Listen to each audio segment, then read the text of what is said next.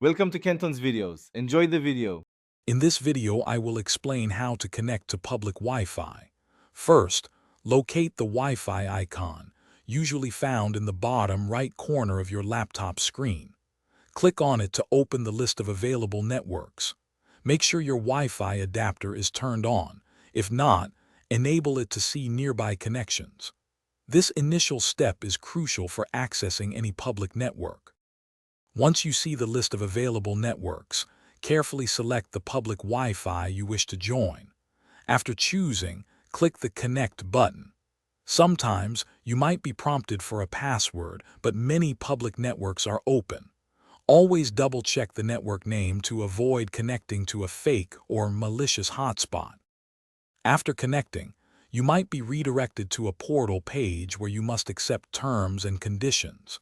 If this page doesn't appear automatically, open your web browser. Remember, public Wi-Fi is generally less secure. Avoid accessing sensitive information like banking or personal accounts to protect your data from potential risks.